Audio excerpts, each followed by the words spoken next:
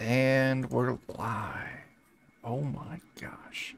I want to click that button. Let me click that. There we go. I clicked the right fucking button. Good job, me.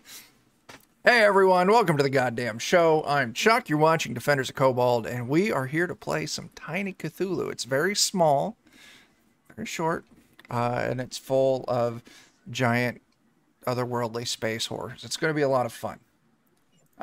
Tonight, let's see if I can pronounce it. We're playing the adventure for Tiny Cthulhu, the sister of Yhanith'lei. Yhanith'lei. That's what I'm going. I realized why it was fucking me up. Gesundheit. Thanks, because on the cover that looks like a goddamn T, but it's a Y. So I was like, why is this giving me so much trouble? It's because on the cover I was reading one thing, and in the book I was reading another thing, and I have enough time keeping a straight thought, so yeah. Fucked me up. Yeah, so here we are, Tiny Cthulhu by Gallant Knight Games, and yeah, let's just do introductions. So when we come to you, tell me who you are, who you're playing, and plug any pluggables you got.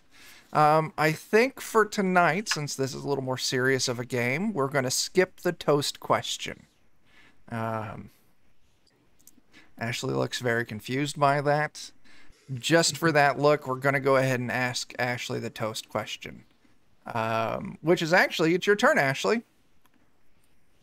What's the toast question? Do your introduction, then we'll get to the toast question. Hi, my name is Ashley. Today I'm going to be playing Veronica Hatfield. I am a soldier, and I have mastery in 2 weapons, a bayonet and a semi-automatic pistol. And I do lots of cool fun stuff with adventures and lollygagging, but I'm going to save that for Jeff. Okay. Make Jeff do all the work. He's got to do all the work the rest of the time.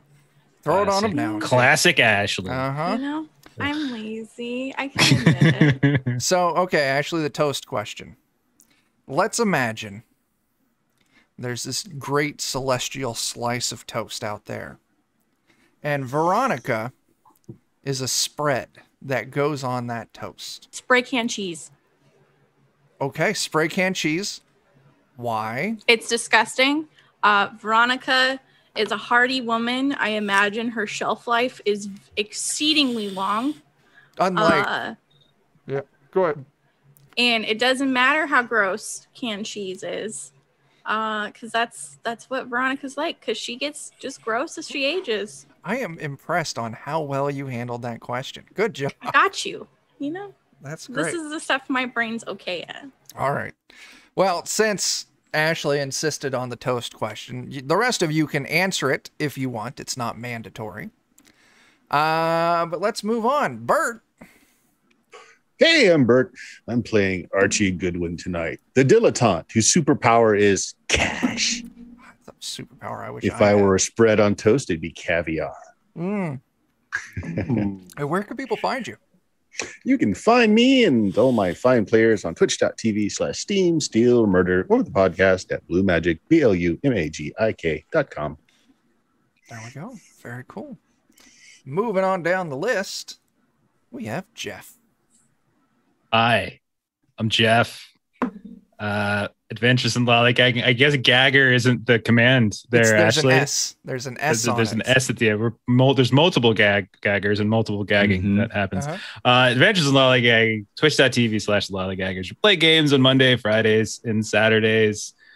This coming Monday, you can catch myself, Jeremy, Bert, Chuck as we play Things from the Flood. And then Fridays we do Delta Green. Saturdays we do Wolves Without Number. I am playing the great Dan Zig tonight. I shall regale you with tales of mysticism and magic. And if I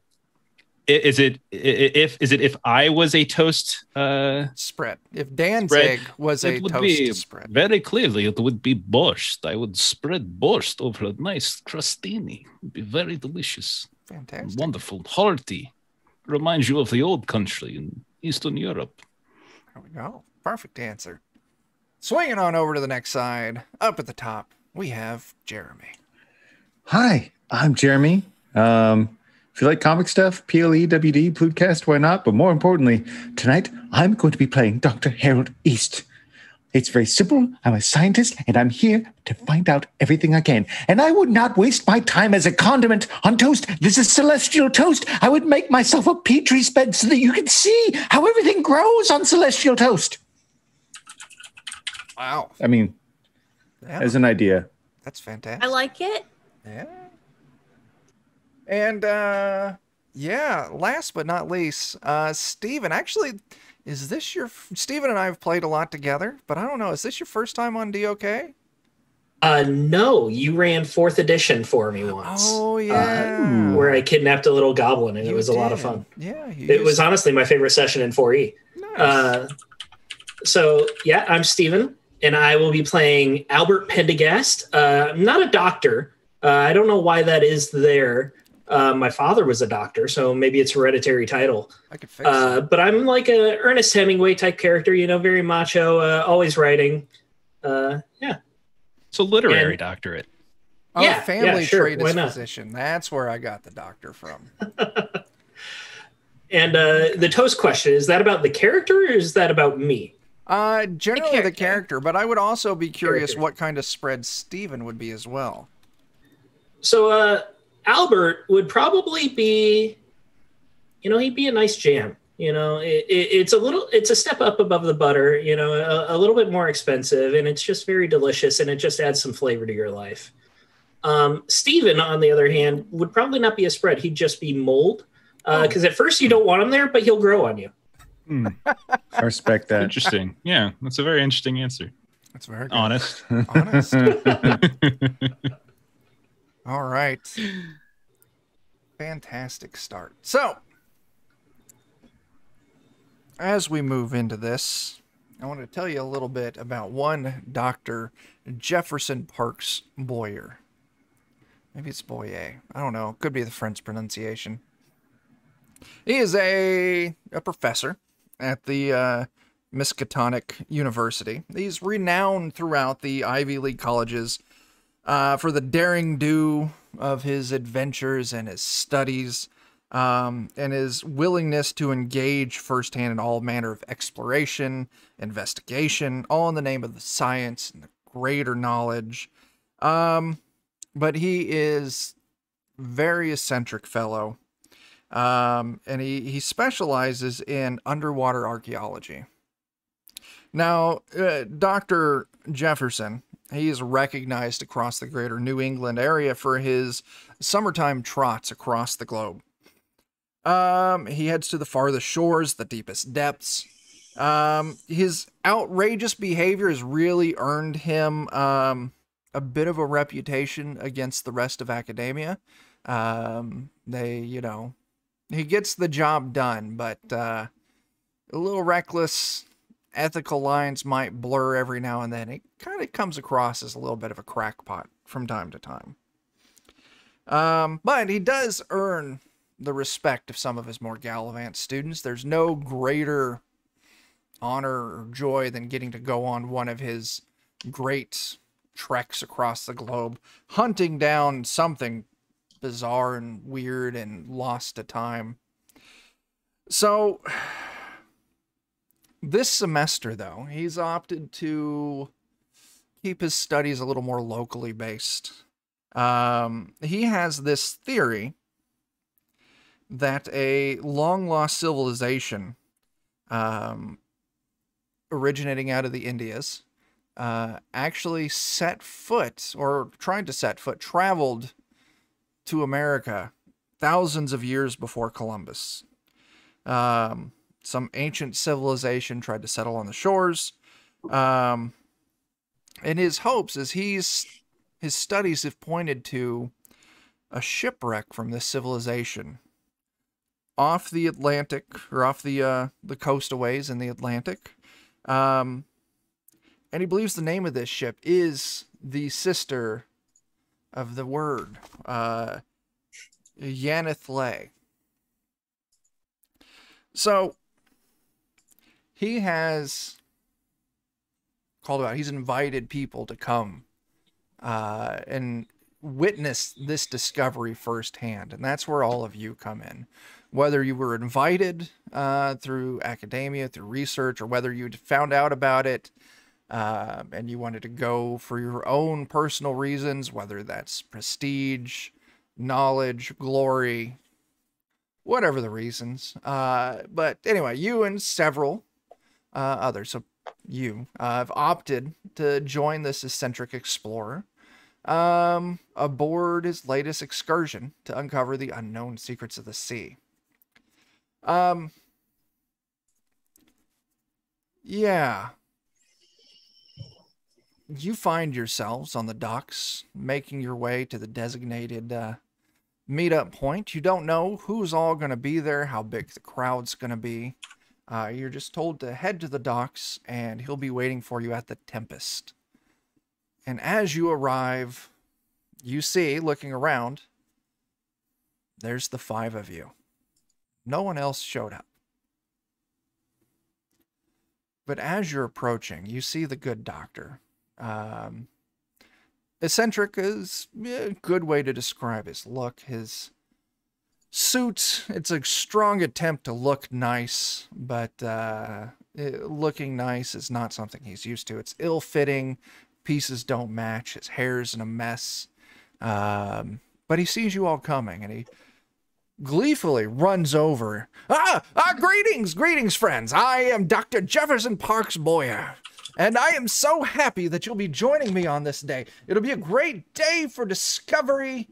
The science of it's going to be amazing. Good to meet you. And he'll move up to, let's see, the soldier of the group. He'll move up to Veronica.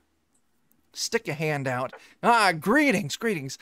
Pleasure to have someone of you. Maybe if you come along and if we find what we're looking for, what I'm sure is going to be there, I might, be able to lean on your knowledge of tactical know-how and see, if this ship had any military-style capability. It'll be quite fantastic. Dessert, and yep. He cuts you off immediately. And he turns to, we'll go doctor. He's another man of science, I believe. And it's wonderful to meet you. I hope we'll share many discoveries this day. Yes. Good man. I like your, not long-winded. That's always fantastic. It goes a long way on a ship. Let's see. Hi to the rest of you. And Archie, like, oh, you, quite well dressed for this expedition. Hopefully we don't get your shoes wet. It's all right. I've brought several pairs. Oh. Archie's got one of these cigarette holders. He's got a cigarette on the end.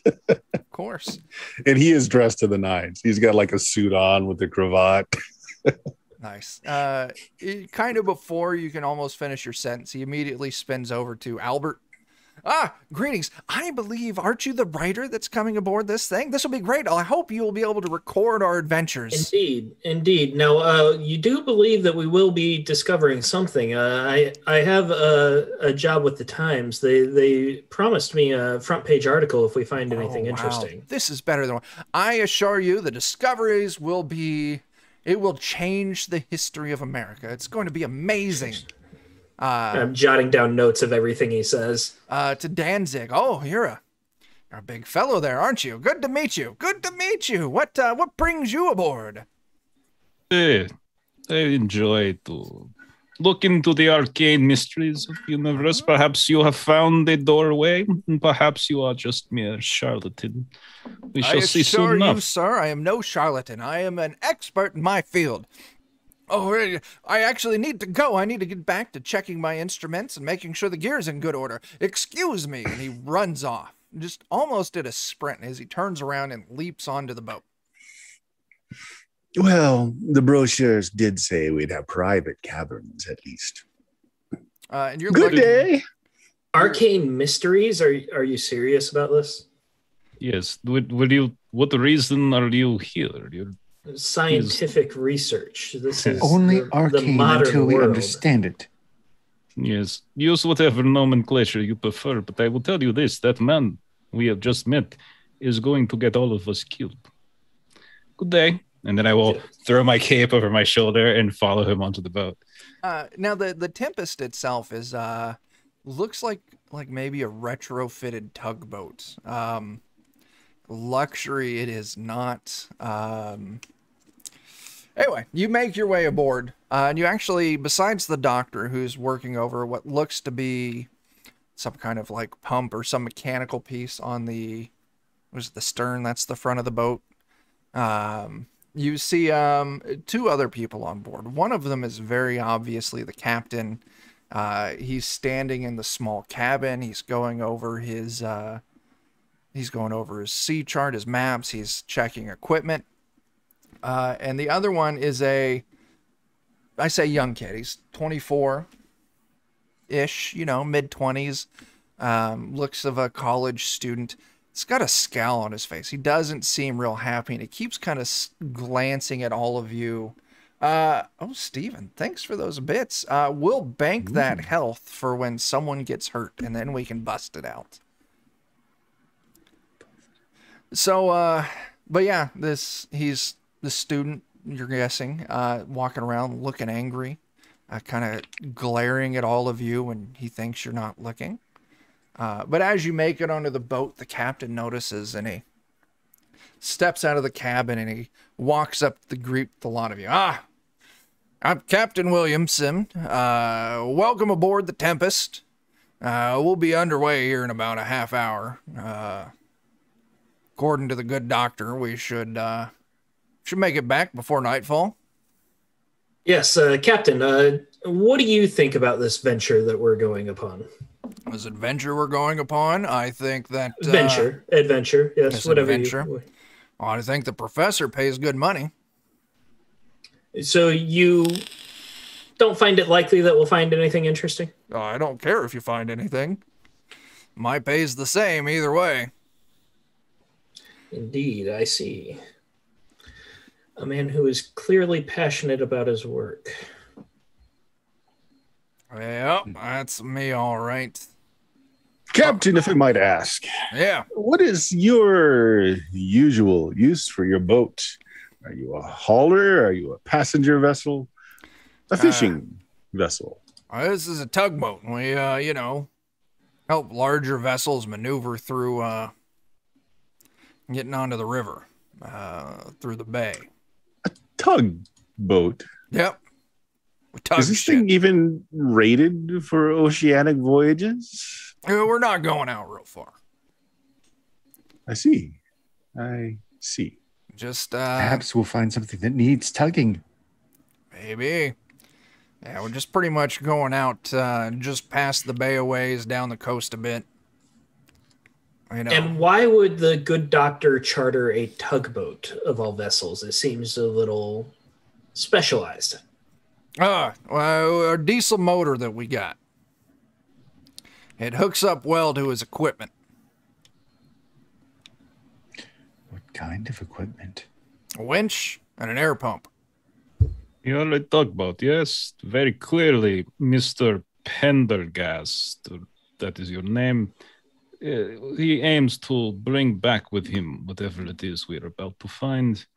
And I look to the captain and be like, Captain, how would you say resolute is your crew? Capable are they? What horrors and terrors have they had to face in their life, or have they have just been pushing up and down the coast like some little taxi cab? It's no crew, it's just me. Just you in this whole thing. Yeah, it's not that big of a boat. Then am I to believe that there aren't private cabins or cabins?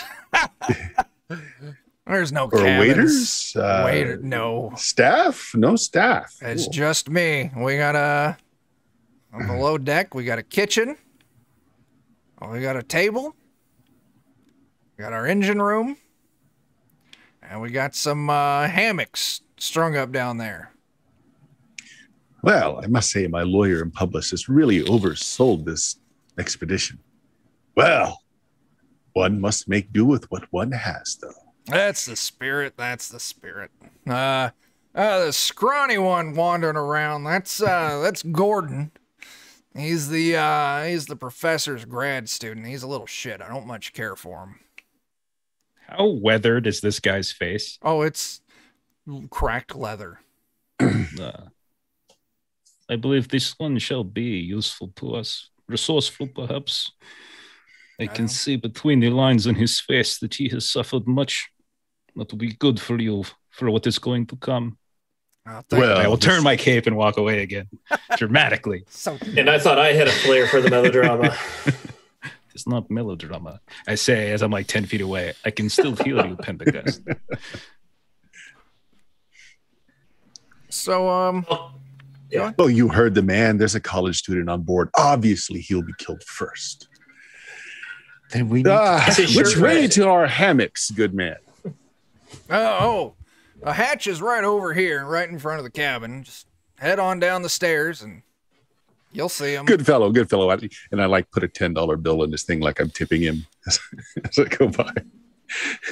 He'll actually go over there and he'll open the hatch for you. There you go. If we're out here in long the 20s, enough, high roller. Yeah. We're out here long enough. We'll have dinner, though. I got plenty of cans of beans, and I picked up some sausage earlier. I think I'm going to go talk to this Gordon and see if he can give us a more direct description of what's going on. Sure. Yes, capital idea. I'll go with. Okay, I'm going to go check out the hammock room that we're being shoved into. Yeah, it's one kind of larger room. You can see the little kitchen. You can see the little dining area with the table that's been hammered down so it doesn't slide around. The chairs are it doesn't slide around with the waves. The chairs have been tied with ropes to the wall. And then, there's maybe like 7 or 8 hammocks, hanging doubles over each other, going back to the back of the ship. I'm sorry if you said this and I missed it. Are we planning on an overnight trip? No. That's what the captain said. He's thinking if everything goes the way the professor's thinking. Which I'm sure it will. You should make it back before nightfall. Is there a bowsprit on this on this boat? What the hell is that? It's the thing that extends out from the front of the ship. It's like that long rod that sticks out. On a tugboat, I would assume that. Probably not. I wasn't sure. That's why I was asking. I don't think so. If you all go to the playmat scene, there's a little picture of the Tempest there. It's a really small boat. You're asking the guy who said the stern is the front of the boat. So. Yeah, I was a little nervous. If I can find some plank, or if there's some place I can go that looks fairly dangerous but can overlook the sea, I will climb atop it and I will stare at it mysteriously, doing calculations that these scientists are too small of mind to be able to understand. Yeah, at the front of the boat, there's a couple tie hitches and a little bit of rope. You could just get you a rope Just with Titanic. one hand. and just lean like that, foot up, Captain Morgan, kind of going over the whatever the fuck the front of the boat's called. I'd be like, Miss Veronica, could you lend aid? Could you hold on to the rope? I must extend my body outside of the perimeter of the ship. She'll just wrap it around her waist and just hold it there. As I will she's lean smoking. forward and I will go free. And I will say, now that my body is free, I can let my spirit roam further so that I might scout the dangers ahead for us. Please do not drop me or do not interrupt me, no matter what occurs. And I'll just start humming to myself. Okay. Someone said they wanted to go talk to Gordon. Of course. And I'm following. Okay. He's there kind of taking notes, checking things as the professor's going over gear. Gordon, sir, good to see you. Mr. Moore, even. Look. What can I help you with? I understand the good doctor. He's busy. He has big picture things to do. You probably have taken very detailed notes. You help keep things put together like glue. You're going to talk to us and help us understand what we're doing here. And then I'll just stare at him. Yeah. I can give you some of the professor's rundown, but he's pretty close to the chest with his information until he confirms it. Well, how about we start with the machine that hooks into this diesel engine we were told about? Oh, okay, yeah. So this is the air pump. This will be feeding fresh air down to the dive suits. Dive suits? Yeah, did the professor not talk to you all about that? No, that's why we're here now. Please elaborate. This is a dive mission. And who will be diving? I'm not going down. I don't have the lungs for it. I was sick as a kid a lot and asthma and whatnot. But the professor's a bit older. Does he have the stamina for such a mission? He's going down. Probably the majority of you will be going down too. Yeah, probably all of you. You realize most of us do not have dive training.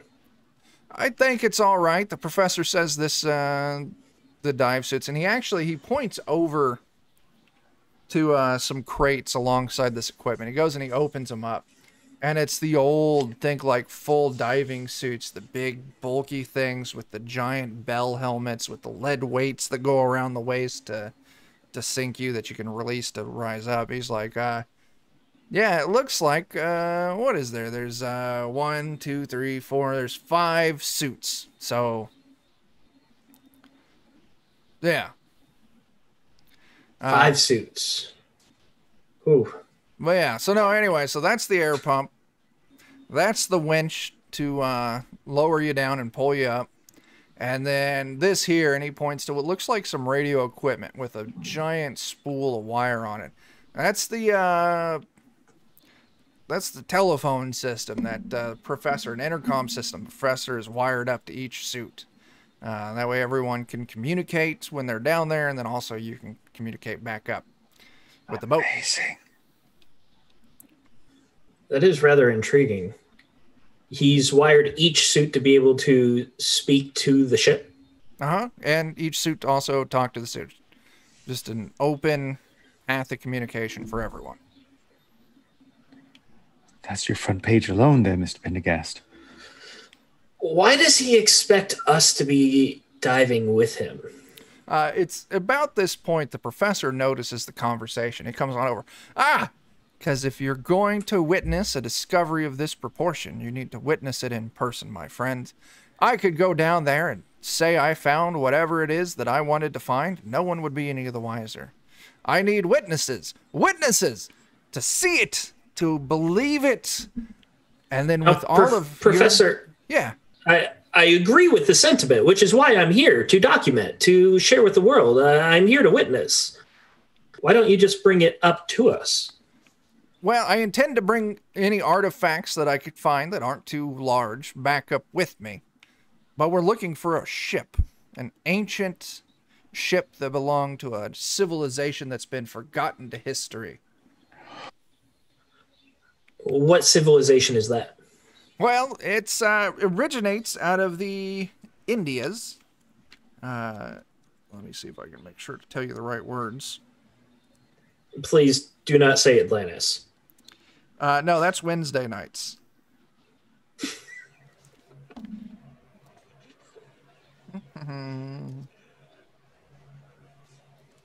The ship is the sister of Yhanith'lei, right? Yeah. So it's the Mekatoas or whatever. I'm not going to read through everything right now to find it. So we're just going to say that's it. It's the Mekatoas. An ancient. It sounds like you just made that up. I totally did not just make that up. I learned about them in my trips to India. Hey, Captain Cryan, we got another banked point of healing. I learned about it in my trips to India. I did years of research, studied old sea charts etched into stone. And where we're going now, I believe, is the final resting place of the ship. Well, I will not be the one who ventures all the way to the door and refuses to step through. I suppose I shall dive with you. However, I Fantastic. would have appreciated some forward's notice of such a undertaking. Well, usually, my plan was to not tell you about this until we were out at sea. That way no one could back out. But yes, I gathered that. I will leave that out of the article. I appreciate that. I don't know if you realize this. Despite my great discoveries, I am seen as a bit of a crack amongst my peers. What? I would never believe that. I know, it's hard to believe.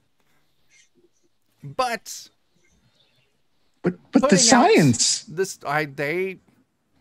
Science be damned. They're very much, backseat, scientist, where I'm in the front lines, finding discoveries, forging new paths.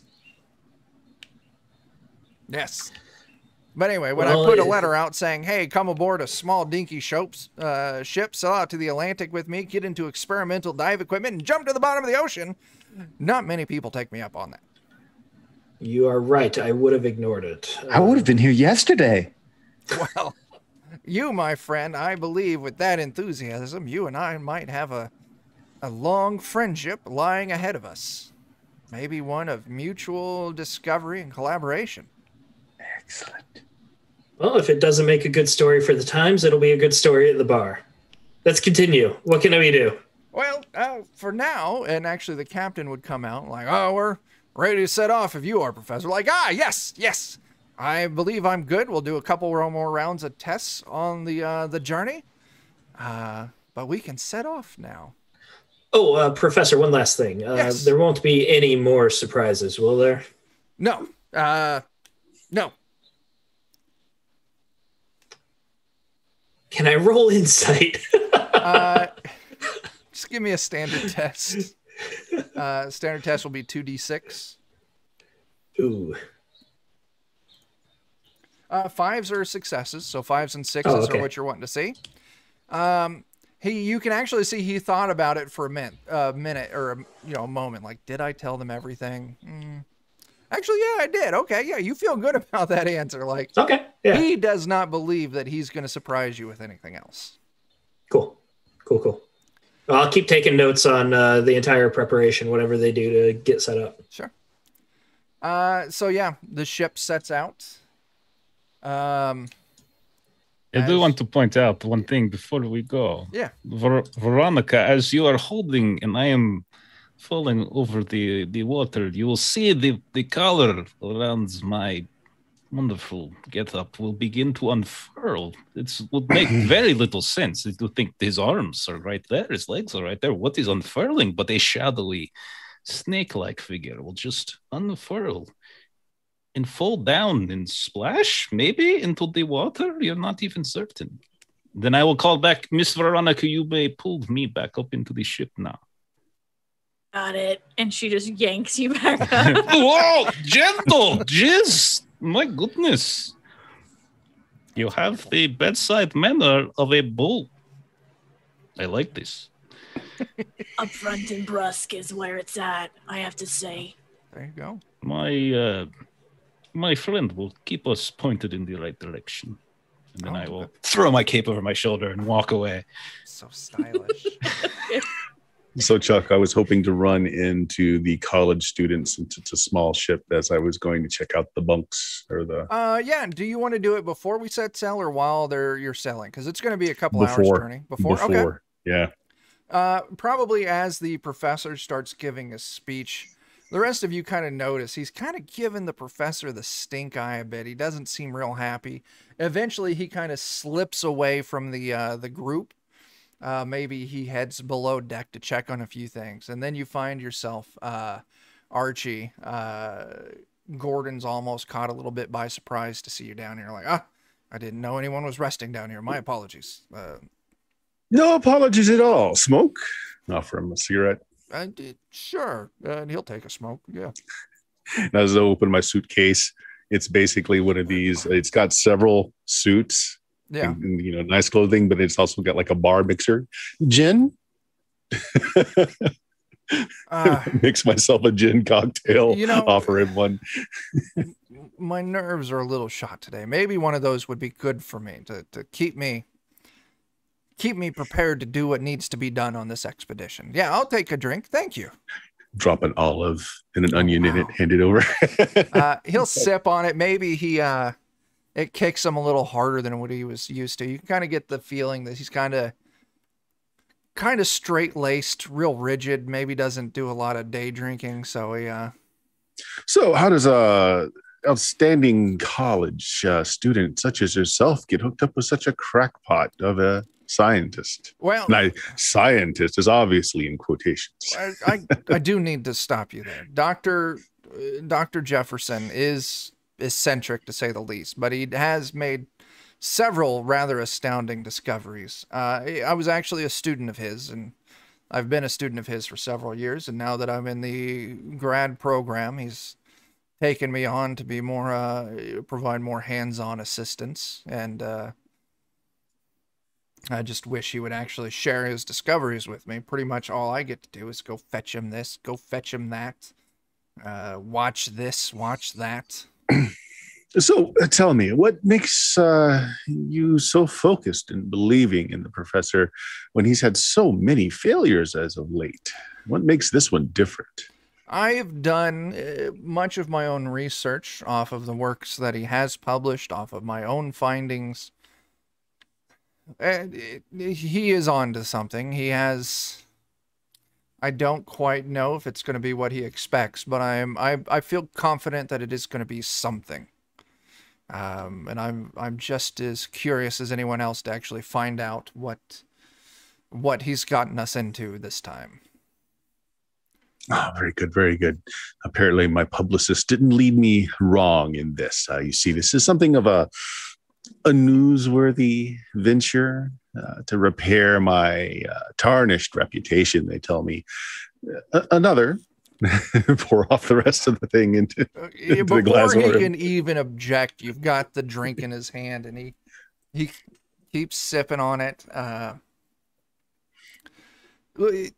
If the professor is right, even in some degree, that some other population first discovered the Americas before Columbus, imagine what that will do to the history books. Even if it's not some crazy advanced civilization that the professor believes it is.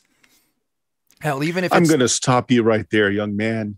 You and I would know as well that even if the professor's claims are true, it will simply be swept under the rug. We can't change the fact that dear old Columbus discovered the Americas, because then what will it do to the power base? What will it do? That the professor is hoping by inviting all of you along on this and tricking all of you to witness the discovery firsthand, that it'll be more than just the word of a crackpot against the powers that be in this country that want to tell their narrative. You have a good head on your shoulders. My card, if you ever find yourself in need of funding. That's quite kind of you. I might take you up on that. I have some designs on my own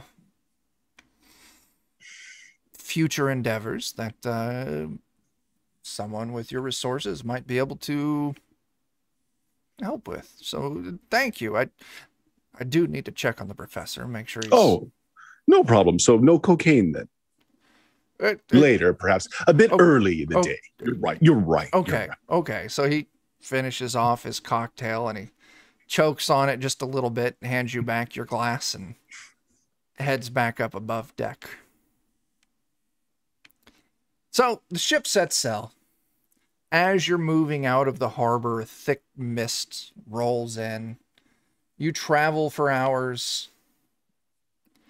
moving along the coast, finally moving further out. But as the mist breaks, it turns into a rolling fog. And eventually it's thick enough that the captain is navigating entirely by instrument, no longer by sight or any other regular means.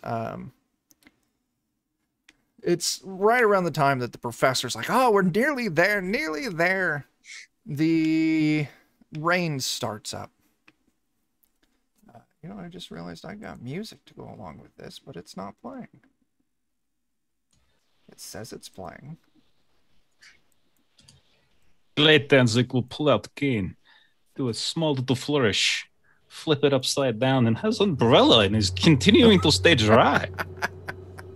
And I will look over at Pentaghast, and I will tip my cap. There is plenty of room beneath it if you would like. Plenty of room beneath here for what? His To umbrella. stay underneath the umbrella to not get wet. Veronica's like at the edge of the boat, and she's just getting drenched. Like she's just standing there. Her cigarette's gone out by now, but she's still occasionally like acting like she's smoking. And she turns to Danzig and she's like, you know, on the battlefield, rain is a terrible omen. It's not the rain you should concern yourself with. It is the mist more than anything that will kill us. I'm Archie. gonna look at Danzig and his offer, and then I'm gonna head towards the cabin. You'll pass Archie in the Captain's hall steering. as he's coming up. He sees that it's raining, and he takes out a. It's not an umbrella. It's one of those sunshade. You know. Oh, like a parasol. Right. Yeah. He goes back and gets that. Uses it. Fantastic. Yeah. Someone else is at least prepared. There are two of us that perhaps could survive this. So The it's gentleman as- is always prepared, my good Yes. man. Cigarette. Oh, indeed. Thank you. And then I will like manufacture my own, like just Of little, course. It's got little flash lighter. paper. That's just whoosh, there you go. That's wonderful. Let me light for you. So, the professor giddily announces that you've arrived at the destination. You maybe have like 10 feet of visibility around the boat. He is there solely off the basis of the readings that the captain's getting off his instruments. Ah, we finally made it. We're ready to dive down. So, the captain will be staying above to mind the ship. Gordon here has his own health issues and is not able to dive down. I would kindly ask that one of you would also stay above deck, or stay on the ship to monitor the equipment along with Gordon, the air pumps, communications, and the winch to lower us down and lift us back up when we're ready. We'll be in full communication the entire time. But sadly... Before we get to drawing straws, I do have a question. How reliable are these instruments that you know we're in the middle of these choppy seas? How do you know we're in the right location? I have full faith in Captain Williamson. He has served a long career in the Navy and then commercial shipping before reaching his retirement here. And I've used him many a times on different expeditions and charters and dives around the area. He's never failed me now. Williamson kind of comes out. Professor, I told you this fog's too thick. We should have turned back an hour ago.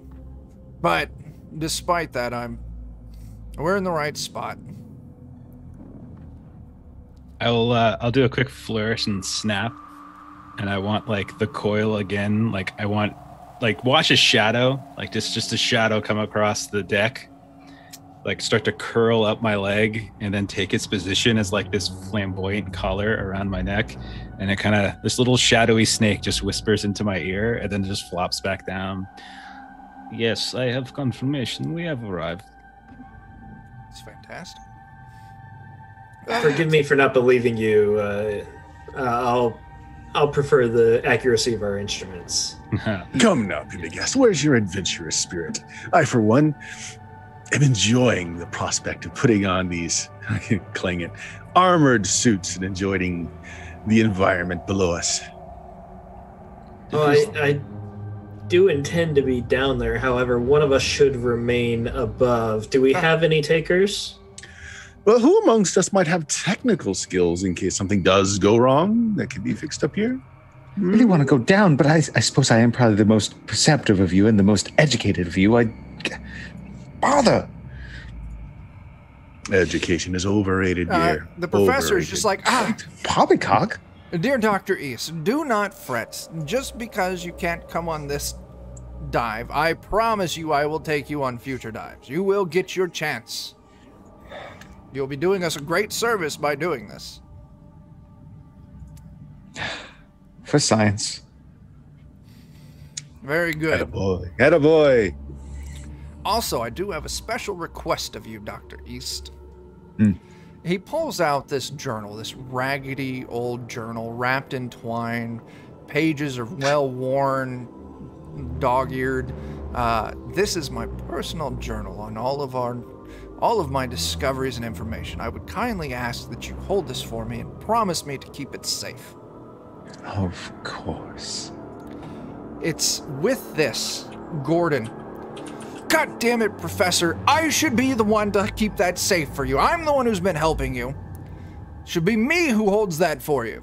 And in a more serious tone than you would have thought the professor capable of, he turns to Gordon and just tears into him like, you will get my information when it is ready to be presented and not a moment before. You have my word that you will be the first one to read it. You need to stop with this and have faith in your teacher that I will deliver as promised. And with that, Gordon, like a kid that's been chewed out by their mother in the grocery store, just gets this sullen face, this angry face, and kind of stomps off, kind of kicking at the deck a little bit as they go, kind of disappears back behind the cabin, probably to sulk a little bit. I apologize for that. So, Dr. East, please keep my journal safe and you'll monitor the equipment. And he kind of gives you a quick run through, like, this is the intercom device. He gives you basics on how it works.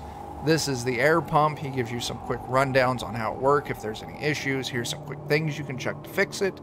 And the winch itself, there's not a whole lot special about the winch, but he does show you its proper operation.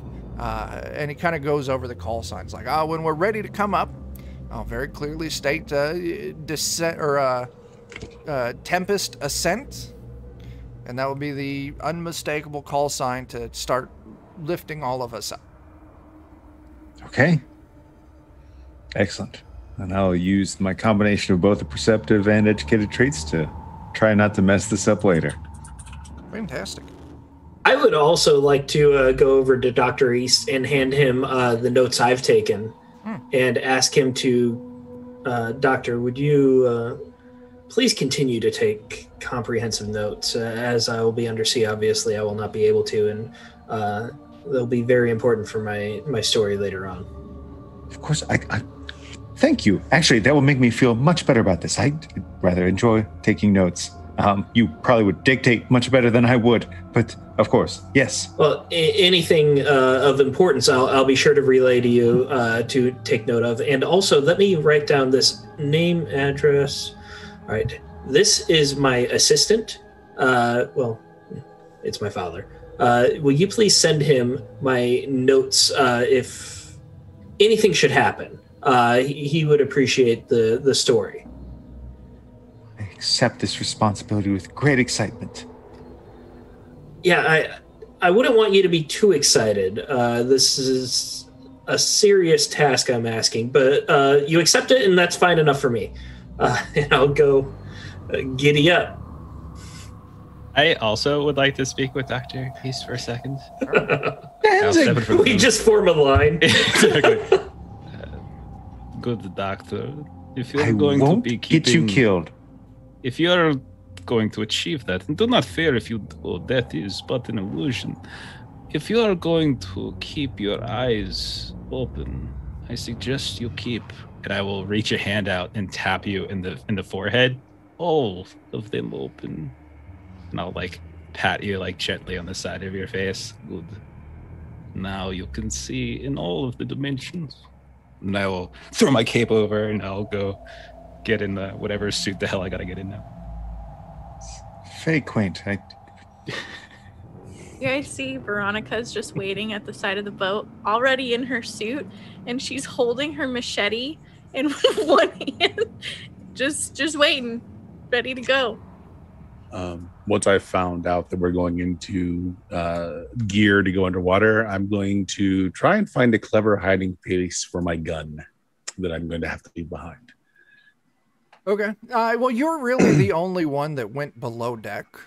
Mm-hmm. So I'll say I won't even make you roll for it. You find a place that you, maybe a little, nook or cranny that you were thinking of while you were down there.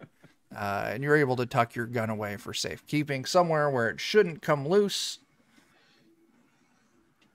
But also, no one's going to discover it, but if you need it, you would have quick access to it once you get back on ship.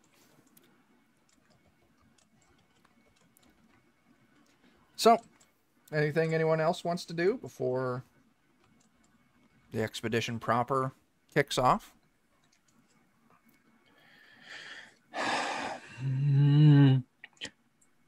Okay, so just between myself and nobody else, hopefully looking too closely, is this journal closed in a fashion that would be noticed if somebody were to peruse through it? Probably not. I mean, it's wrapped with twine. It's got a loose knot on it. The professor Wrapped in human skin, written in blood, But you look at it, it looks pretty sloppy. If you were to untie this and just get it close, professor may not even notice. I'll still pay very close attention to how it's set up and then try to come back and get it right later, because I'm going to read it for science. What if he dies down there? That's absolutely fair.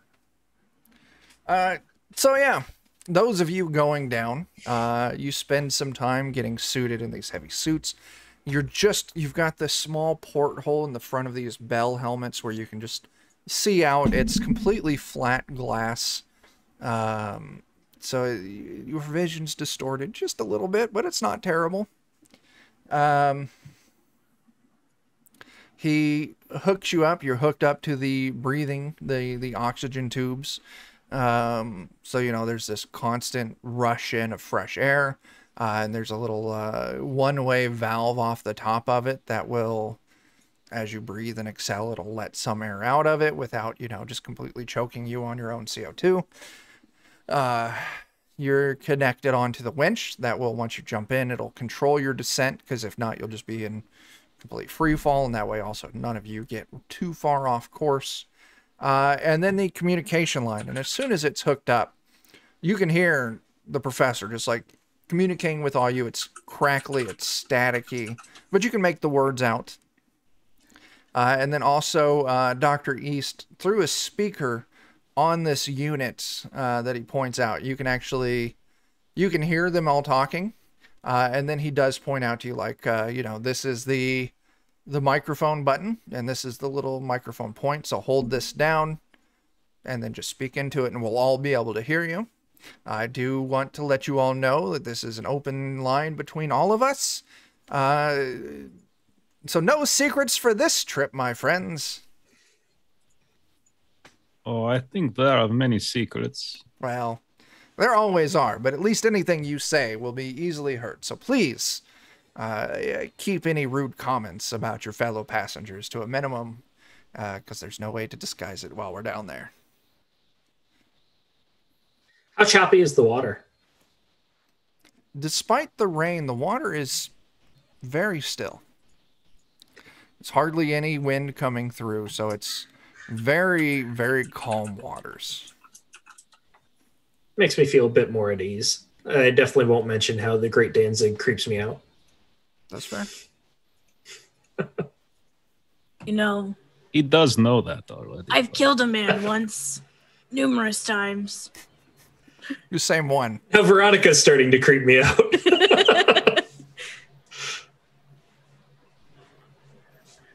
And like, mind you, I have a machete as I'm coming down. Just to watch. You holding the machete like outside your dive suit? Yeah. Yeah. How else am I going to use it? You know? That's a good point. That's fair. The professor's like, that's a great idea. I didn't even think about what would happen if there were sharks down there. That's why I'm here. I've wanted to kill one. Well, I mean, for our own safety, I hope the opportunity doesn't present itself. But if it does come along, I will be glad that you are here with your machete. So thank you again. You'll just Be sure hear not to cut your Danzig own start dive suit. laughing. Danzig will just start laughing, and you'll hear him say, "Yes, I will tell them. There are worse things than sharks, but we are going." And then I'll hop into the water. Can I kill it? That will not stop this. And I'll just start floating down. Nice. So, as you all drop into the water and start your descent, the lights, it's already kind of dark. Visibility is low. It seems like it goes to almost pitch black the further down you go. And that's when the professor would indicate, like, there are lights on the suits. And he turns his on and he gives each of you instructions on. There's like a little lamp built into the chest of each suit. He kind of gives you instructions on how to activate it. But right now, we're going to talk to Dr. East. So, Dr. East, Boy. it's been an hour or two since the others have dived below. Yes. You're monitoring the equipment, making sure the air pump works. Dr. Gordon has been relatively close by, but it seems like every time you kind of glance a look at him, he's just staring daggers at you. But as soon as he notices you looking, he immediately looks away. You know what? Do you know what I hate more than anything else in the world? What? Hoarding information. Do you want to read this? Before you can even get do you want to read this out? When you say hoarding information, you can see his face just turns beet red. And he goes stomping off towards the back of the ship. No, I'm asking if you want to read it. Just, oh my God, the future scientists of America are worthless. There's treasure trove right in front of you. You just stomp off like a child. It's as you kind of turn, you're getting it up. You're pulling out the journal. You're unwrapping the twine. You're being very careful to open it up under the canopy here that's over the radio equipment. That way you don't accidentally get it wet. But as you do so, you hear sounds like an argument coming from the cabin. You can hear Gordon in a very loud voice. Sounds like he's yelling at the captain. I'll do my best to just kind of eavesdrop. Sure. I want a perception test. So it'll be a standard test. If you've got anything that gives you some advantage on listening in on shit, you can make that 3 As it dice. so happens, I am perceptive and get advantage on such things. Very cool. It's a 3 shame dice. it is not a visual. You could see into the spectrum. No, there's nothing. It's possible. So did you just roll that? You got a 5 there. Yep. As you're listening in, you can hear Gordon yelling at the captain. It's mine, damn it. It belongs to me. You need to go tell him to give it to me right now.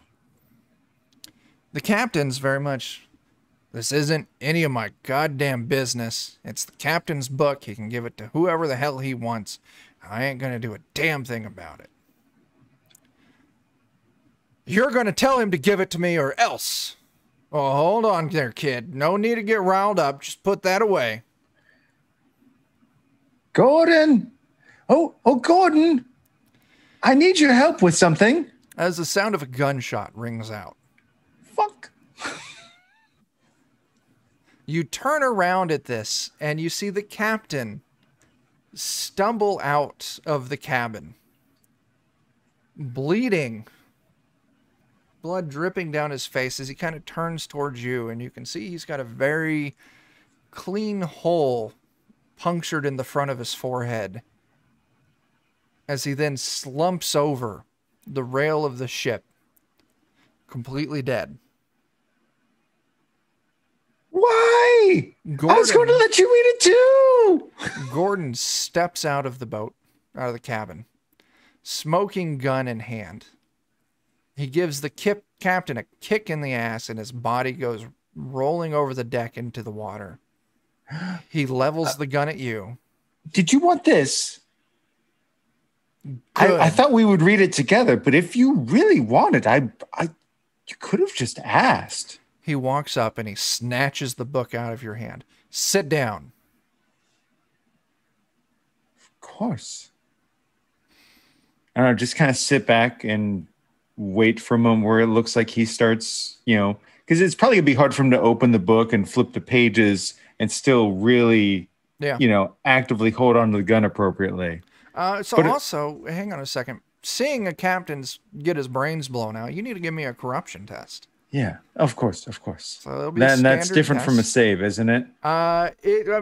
Kinda. So you'll just give me a standard test. Okay. So I didn't know if Resolute would apply to that. You know what? I don't think it does. Yeah. Okay. It's probably a different thing. Different. Yeah. Because I almost took that too. So go ahead and you lose a point of corruption. Okay. That's why I'm just going to sit down and I'm just going to play possum and it's all yours, Gerald. So you're watching him. Or Gordon. Sorry, not Gerald. Gordon. You're watching him. He's thumbing through the book, looking for something. He's got his gun in hand. So you said you were kind of waiting for an opportunity to do something? Yeah, I'm pretty sure he's going to kill me if I don't do something first. So, as you finally see the opportunity to make your move, he's completely enthralled with this book. Mm-hmm. And we cut over to the other crew. Good. The rest of you landed maybe 45 minutes to an hour ago. You've been stomping along the ocean floor, looking for signs of this ship. No luck. The occasional small sea creature, maybe a little bit of reef here or there. No signs of a ship. No signs of anything human-made or anything made by some kind of higher intelligence. How are you all handling this situation? Professor, have you not pinpointed this location yet? It's a general location, yes. I have my search area kind of triangulated, knowing the direction the ship was traveling, where it sank. We've been moving along this grid, moving further from the ship. I'm confident we'll find it soon. How many dives do you expect us to go upon? I thought you knew where the location was. I have a very strong idea of where it should be. I see nothing but dirt and muck. Don't lose faith yet, my friends. Look at our good man Danzig here. He's still on the search. Danzig is actually probably just on top of a reef somewhere, and just has his arms out wide, just like, I do not need to search. It will come to me. A disturbance in the force. You've managed to catch some seaweed that's draped around you like a cloak. And I fling it behind me. Veronica is gonna just like try and look for signs of like a shipwreck and see if she can track something down. Sure, give me a standard test. Perception or? Yeah. Okay, I get advantage. Cool. Give me a test with advantage. I got a 6. You got a 6. You find something. You see it. You move up to it. Like this might be something, some sign of wreckage. As you're closing in, you realize that it's a large, monstrously large anglerfish setting on the bottom of the ocean as you reach for what you thought was a piece of, oh no. Steven. Did you really redeem that? I mean, it doesn't have to be now. You can finish your description. No, it does have to be now. It's immediate. It's immediate, and it has to be immediate for it to have effect. Steven. I've known you for a long while, and never more have you looked like one of my testicles than you do right now. I can't tell if I want to just stare at you in shame or give you a good slap. So you keep your testicles shaved then? Is that what you're saying? Just on the bottom. I'm He sorry, does some just on the top. manscaping, you know. It's a thing. It's called Sorry, the Chuck. beard. You slap your testicles? You don't? I mean... You? I do not slap Chuck's testicles now. He doesn't. He's offered. I turned him down. I dream. Anyway, you look like one of my nuts. You're welcome, Steven. Thank you. I appreciate it. Anyway, and you reach down towards this. You thought a shiny bit of metal, and you grab it, and you realize it's attached to a thin cord, maybe, as this large fish erupts from the ocean floor in a cloud of dust and just chomps down hard over your arm. Okay. The machete arm, too. Yeah. Oh, no. The other arm. Because your machete is in your other hand, so you can't reach for something with your machete arm. True. So what do you want to do? I want to hit it with my machete. Go ahead and roll me a test. Oh, God. What? So it should be standard. No. Okay, What weapon do you have mastery in? I have 2 masteries, and I am mastered in my bayonet. Okay, so Or my machete. I wrote it wrong. Roll me advantage on this. 3 dice.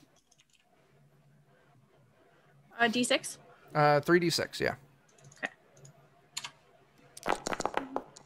You get a 5 and a 6. On your turn, since this is a light weapon, it's one-handed. You can actually swing twice. So you chop hard into the forehead of this fish. Do you want to give it another swing? Oh, you did? Yeah. I'll hit it again. Yep, hit it again for me.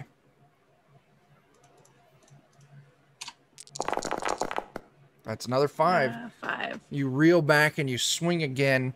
You split this thing's skull open and you freely pull your hand. Luckily, this thing's sharp needle-like teeth clamped onto the steel cuff holding your glove into position.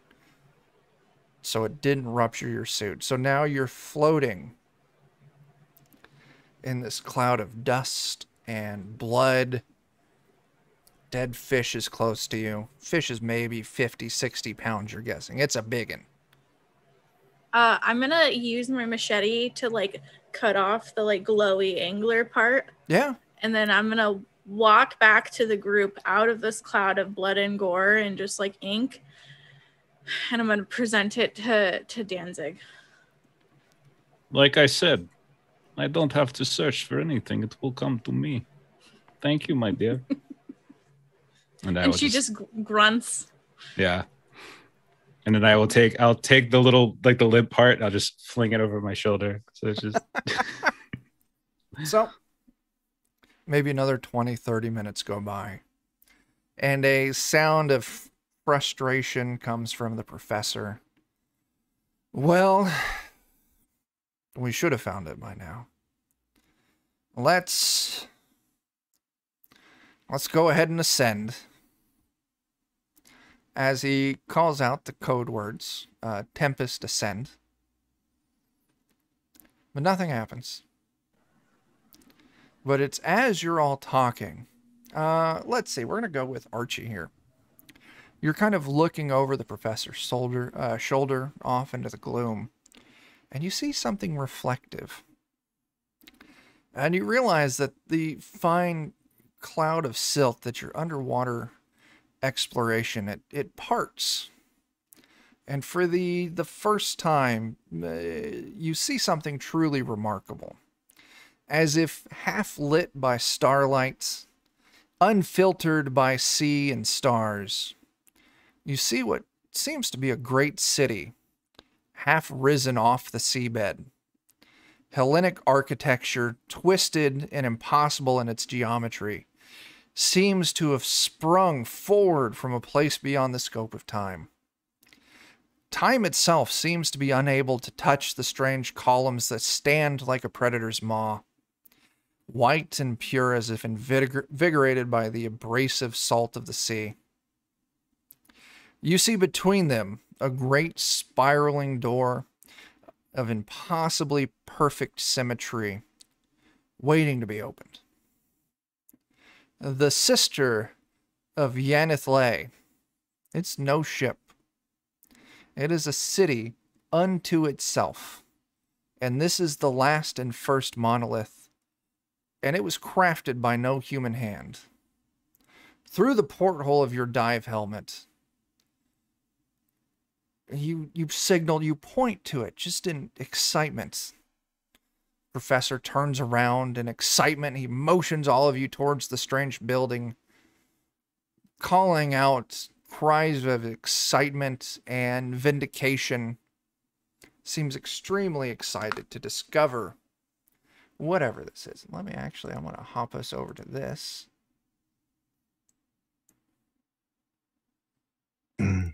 My companion, speaking as a man who knows deep inebriation and long drug-fueled benders, I speak to you with a clear mind when I say, look at that. You all turn and you see this strange portal, twisting structure. Wait, are those mermaids and fishmen in the distance as well? Ignore that. That's what I get for a Google search. Professor, I should not have doubted you. I thought you said we were finding a shipwreck. This is so much more. All of my research indicated a shipwreck. This changes everything. As the scene hops back up to the Tempest. You still set on the crate that Gordon directed you to. And actually, I've got... we're going to hop over to this one, because I have a scene. I might as well use it. Oh, boy.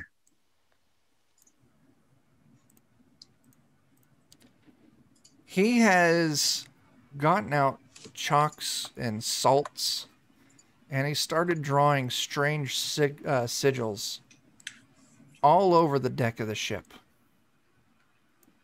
Anything I might be able to assist you with? Would you prefer me to just... do you want me to just sit over here? Just stay there. I can't have you messing this up. I would never dream of it. I'm sure there's something very important going on. And it's the longer he's worked on this, you can see his eyes have gone wild. He's almost frothing at the mouth in excitement. Finally, the great elder ones will be able to set all right. I'll have my rewards. While he's saying all that, I won't disturb him. But I'm a doctor and an alchemist, and I've got both my alchemist kit and my surgery kit here. And, sometimes you've got to put somebody under to do some work. Sure, yeah. Give me a standard test. What if I was specialized in my surgical tools? Would that maybe help me with that? Absolutely, it would. Wonderful. I'm totally moral. Oh, yeah, you got 2 successes. You run up to him, and you inject him Yes, yes, elder ones, elder ones. Yes, yes. I can't. I have to. The great ones. Mm-hmm, mm-hmm. They have So to set the great. order right. Mm-hmm, mm-hmm. Shh, shh, shh, shh, shh, shh. Ah, Leave the science to the Starspawn big boys. calls as he slowly passes out on the deck of the ship. Okay. So I'm going to find something to tie his arms and legs. There's plenty of rope. It's a ship. You find rope. You can bind him. I'm going to take his gun. Did you take his gun? And because I am a very self-righteous man who is full of himself and knows I don't need any of his knowledge whatsoever, I'll put something heavy in those ropes and toss him overboard. Oh, shit. Oh, no. You do exactly that. I can't risk him waking up and murdering me. Wow. So I need to murder him first. Give me a corruption test. Okay. I'm a good person. Fantastic. Nope. Take another I'm point going of to be corruption. crazy. Are you telling yourself you're a good person as you're like heaving him Yep. over the side of the ship? Yep. It was him or me. It was him or me. So what do you do after you've tossed him overboard? I get back to reading the notes. Most of it's gibberish, random notes, random bits of information. You do start finding bits of reference about rituals, elder beings, creatures that live just on the rim of time.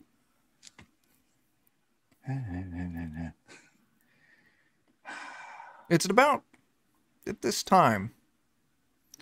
The radio starts crackling. It comes to life. Mhm. And you hear screaming. I'll go back and I'll... Yeah, that's right. I did pay attention on how to communicate back. Nobody be alarmed. The captain and the understudy are dead, but I've got you. You try to call... They're what?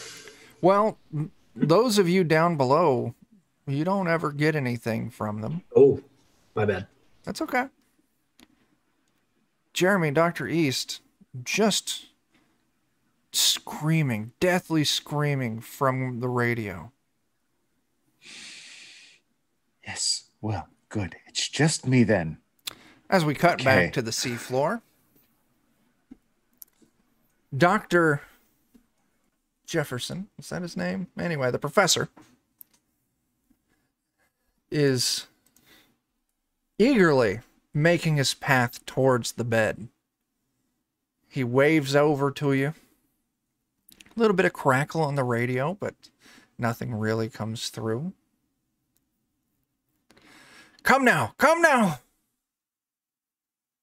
We've got to investigate this. We're finally going to witness it ourselves. I thought we were looking for a boat. Are you all following him to this structure? I'm happy to follow as long as the machete is not within arm's reach. Yeah. I am racing him there. You're It is racing. perhaps possible I am in front of him. I mean, you're both underwater, so this would impose disadvantage. Do you have anything that would give you a perk? No. So it's I am a magician. My two things. No, nothing. What shape are you in? I he rolled hold a breath 6. very long time. You go ahead and roll me a single Yo. d6. 2. He beat you there. That son of a bitch. Veronica, cut off his head. As you're all moving up,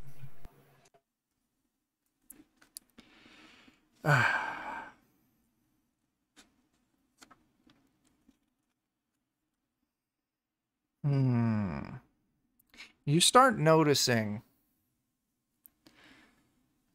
there's something unsettling about this structure. The art etched to it, imprinted on it, shows horrific scenes and depictions of human sacrifices, horrible rituals. all carved in great murals across every surface, all in painfully accurate detail.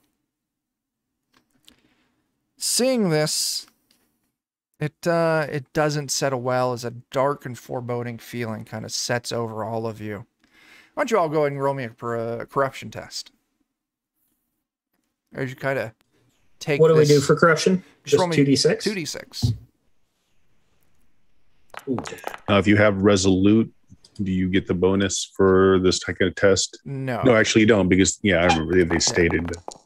So There's I'll tap into a my sound mind talent for that. So, Steven, you lose a point of corruption. Jeff. Did a 4, 5, or 6? What do you need? If you've got that, it would be a 4, 5, or 6. Yeah. No, I have something else. It just has to re-roll it. Yeah. All right. Actually, you do get a 5, so you don't lose a point of corruption. Jeff, you said, did you pop off on 4 or no? No. Okay, you lose a point. Bert, you lose a point. So, those of you who didn't pass, lose a point of corruption. As the professor moves up, and initially you thought it was a door, but it seems to be some kind of membrane. And he reaches out and he touches it, and it ripples. Almost liquid-like, but it's vertical and it's underwater. It's very odd. As he touches it, it forms out around his arm and then sucks him through. The interior of this building illuminates a dim glow. All of a sudden, your comms roar to life with these screams of the professor. No! No, it wasn't supposed to be like this! It wasn't supposed to be like this! So all of a sudden, the comms go dark. Yeah, I'm going to take a couple steps back. Sure. You can see a dark fluid splatter across the interior of this membrane.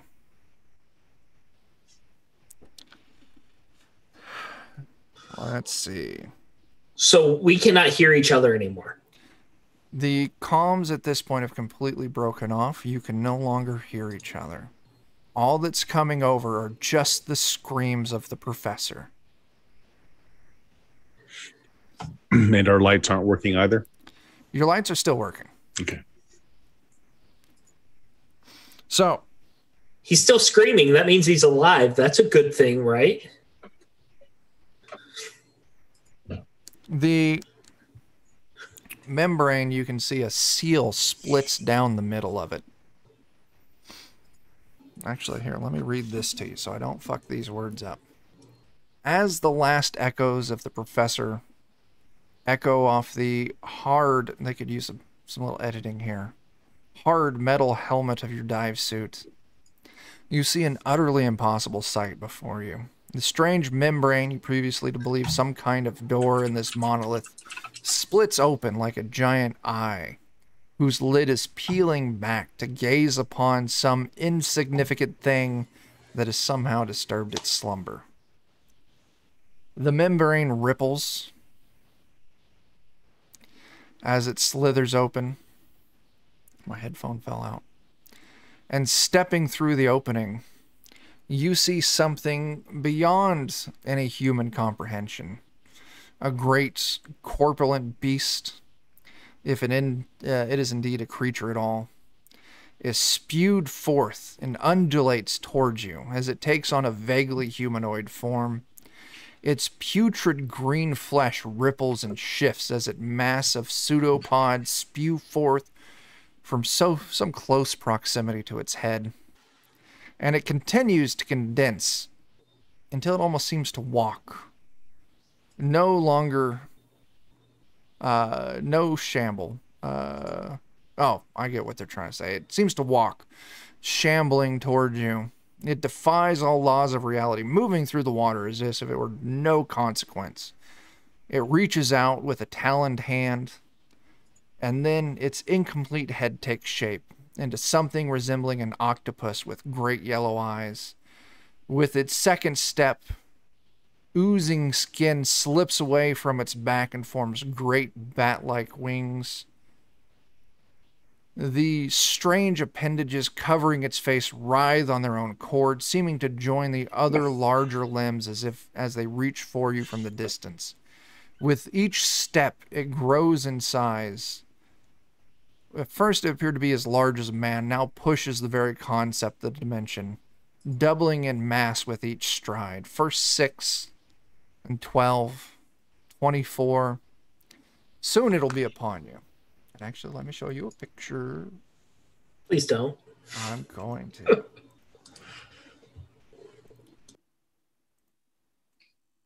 Those of you who are below C, make me another corruption test.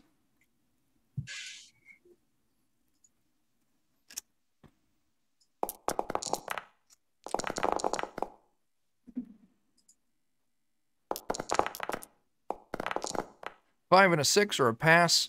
Anyone pass? 1 and a 2. If you Got fail, 3s. okay, 3s don't cut it. If you fail, take another point of corruption. Now,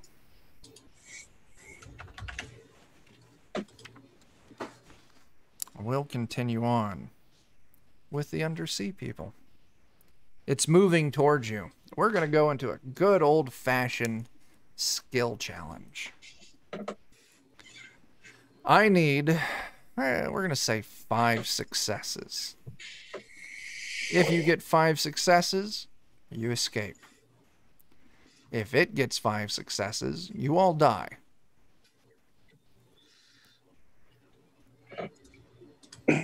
So, who's going first? Well, I have Jack of all trades. It allows me twice per session. I can make any test with advantage. Sure. Can I use that here? Sure. So that means I can roll 3d6, right? Correct.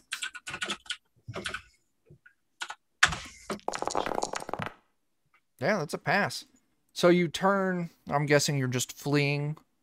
Actually, usually dive suits have weights on them. They do. Keep you right. So I just rip those weights off. So as you pull your weights, all of a sudden Archie starts shooting up like a bullet. Who's going next? We've got 1 success in the bank. I gain advantage on tests when I'm chasing or being chased. Sure. If I could do that. You just going to run, or are you just going to follow suit with Archie? I'll probably follow suit with Archie and then just start swimming. Sure. I got a 6. There's another success. This thing's going to go. It reaches out with these long appendages. My choices are going to be Pentaghast or Danzig. Let's roll a D4. 1 to 2 is Pentaghast. 3 to 4 is Danzig. Danzig would like it, so if you choose him, I wouldn't mind. Pentaghast, as this thing reaches out for you. No, not Pentaghast. Oh, no. As it slashes at you with these tentacles. Oh, they shit. collide hard with you. But it doesn't do damage. It deals corruption. Take me 2 points, as all of a sudden dark images of a deep and dark space, maybe a star that died long ago, writhes with tentacles. Why don't you go and do something, Pentaghast? I did nothing to deserve this. Literally nothing in my character is helpful in this scenario. So I am going to do my best to get away from the tentacles, and I'm going to see the other two pulling off their weights and running, and I'm going to do the same thing. Okay. And I don't think I get anything that'll give me advantage on that. You don't. We probably not. No. So yeah, just give me 2d6. If you were actually trying to run, I would make you roll 1d6, but just pulling the weights off, 2d6, you don't get anything. Danzig. I don't think I get anything anyways. Okay. Danzig. So Danzig, he considers embracing that what has shown itself, but realizes that is a very bad idea. Danzig obviously is dropping his weights, but will also manifest his familiar. Okay. And his familiar actually is an eel. And so Nice. that's what I've been like pulling off of my collar and stuff. Yeah. And so I'm going to manifest it in the waters, which is incorporeal to everyone but me.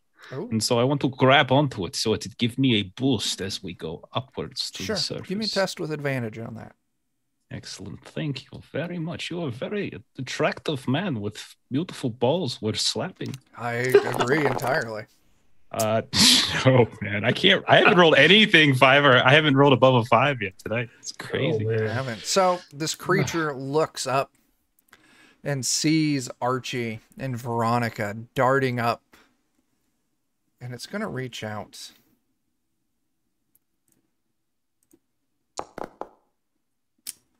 It's going to reach out for Archie with these tentacles.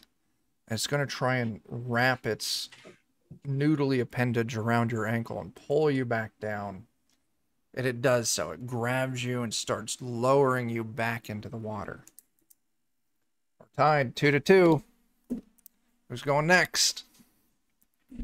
Everyone's had a turn, so who wants to start first on this next round?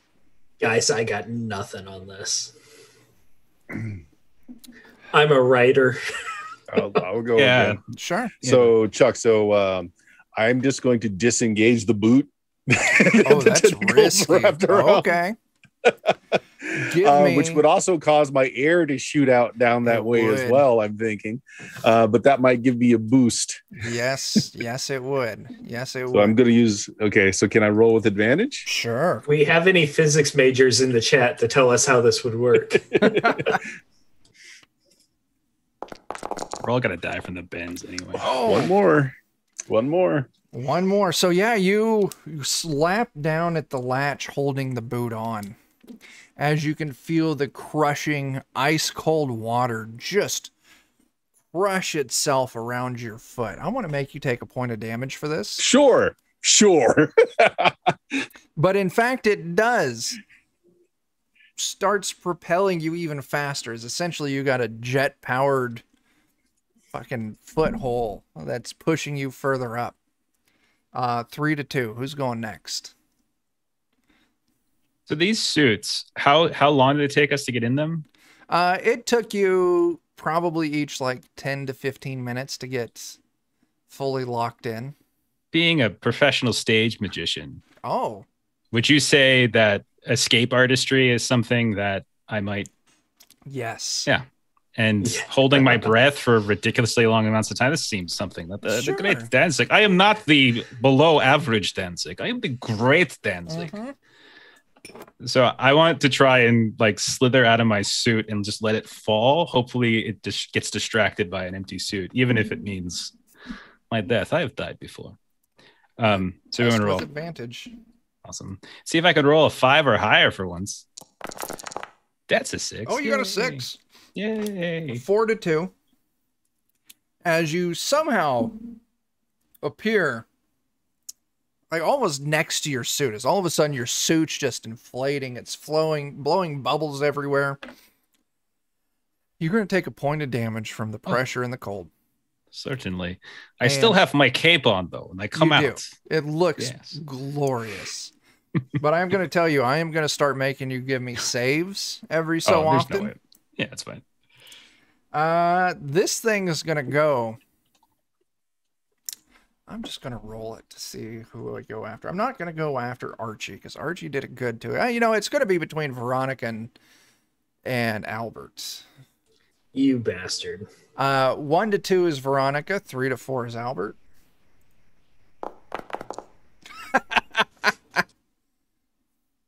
You bastard.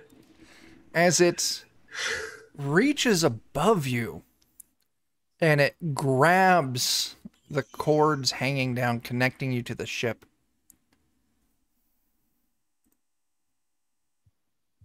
I don't get a pass, though. Somehow, you stumble back in fear, and it just misses. Yes, my cowering was unexpected and made me a more difficult target to hit. So, Stephen, Ashley, which one of you are going? Do you have anything useful, Ashley? My plan, I'm just gonna keep swimming because this Okay. guy's Just coming keep at swimming me. like Dory. Give me a test. Do you have anything that bumps that up to advantage? I don't know if you count fleet as if I can apply fleet of foot again. Sure, why not?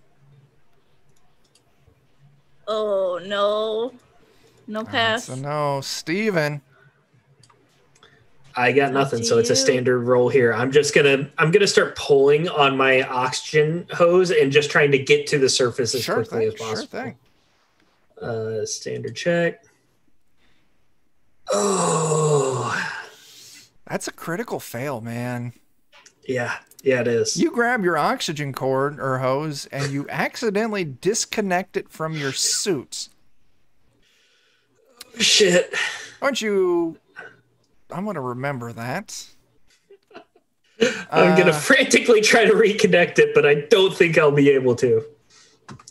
When it comes around, you can try and reconnect it, or you can just go without it. Captain Karayan, how many bits is that? 1, 2, 3, 4, 5.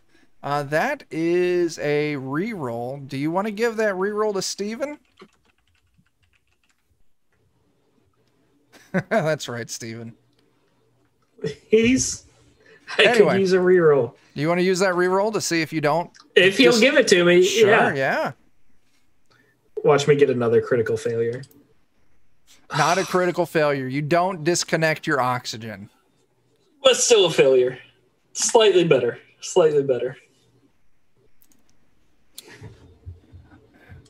And that spun a lot. Veronica. This thing starts lifting off the sea floor, flapping its wings, coming right at you. Ooh, I get 2 successes. Ooh. Christ. Okay, what's that mean? It's going to, God, do I want to inflict madness on you or damage? Let's go one of each. Okay. As this tentacle darts out like a spear and just stabs through your thigh. Take a point of damage, take a point of corruption, and you can feel the air bubbles just blowing out of your suit as it's pierced your suit. Okay. Next, start of the round. Who wants to go first? You're going to need 1 success. You guys have seen how I've been rolling, so I suggest you don't let me take this action.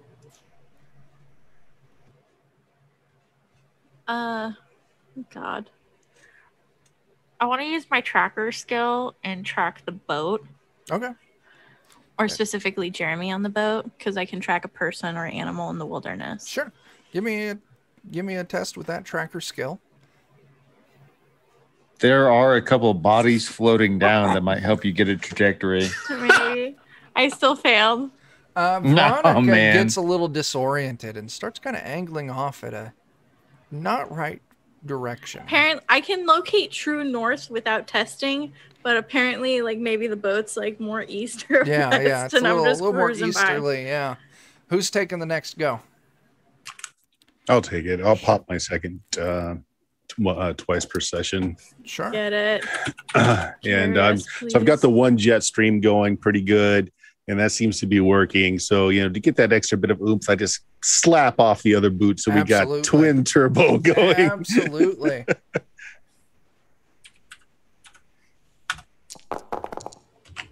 Oh, nothing. High or low, Bert? Low. 25. Okay. You try to, but you're not able to work the clasp. It does not pop off your foot. I don't get to deal any extra damage to you.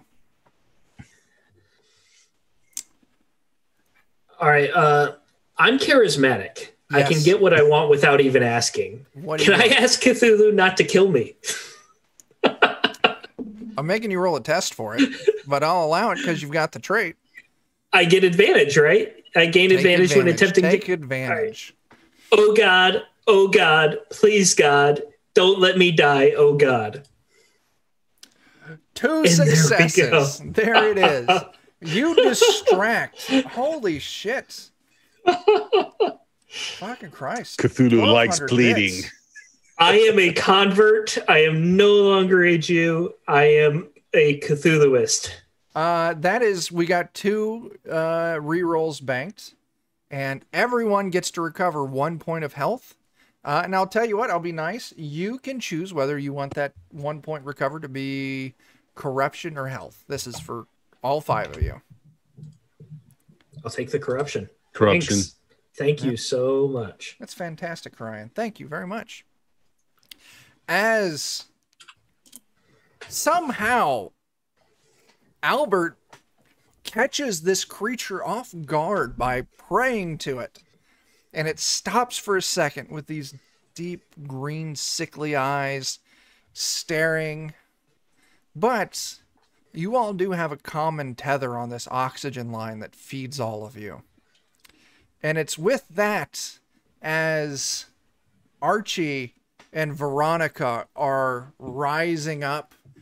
Now, Danzig, you're free diving. You're going on your own. Give me a save. Yes. How would I do saves? Just 2d6. Okay. 5 to 6. I am the great Danzig. I am not the average Danzig. You're doing great. You don't take any damage. This is easy. As Copperfield says, you don't do anything more dangerous than sitting on your couch at home, and this is no more dangerous to you than that. But it's as Archie and Veronica finally rise to that above that common connection point. All of a sudden, Albert, you're jerked off the sea floor as your allies inadvertently are hauling you up to the surface. Oh my God! My God is down there. You all breach the surface. You see the boat not far away. All of a sudden, Dr. East, you see some bubbles, a lot of bubbles coming up not far off the side of the ship. And you see your companion surface, Short, the professor. Are there any are there any poles here, the sort of thing that you would reach out to go grab something? We'll say there's a pole. There's also some of those life preservers on a long rope. Of course, because I'm here to help. I'm here to help. Of course, I'm here to help. Is there a net hanging off the side of the tugboat? Yeah. I'm just gonna climb right up on in. Those of you able to haul yourselves up, do so. If not, Dr. East, I won't make you roll for it. You toss out this life preserver. Some of you grab onto it. You're hauled aboard. As you all crash onto the ship, each of you go ahead and make me a save. All of you that were below, underwater, give me a save. Okay. So Resolute does help with this. Yes, it does. Okay. Anyone who was underwater, give the save? Anyone who was underwater. Of course. Got a 5. Nice. That's one check this whole session. Those of you that fail take a point of damage. We're calling it the bends. Mm-hmm. Those of you that pass manage to tough it through. You're already... Yeah. Is Danzig with us yet? All of you are together now.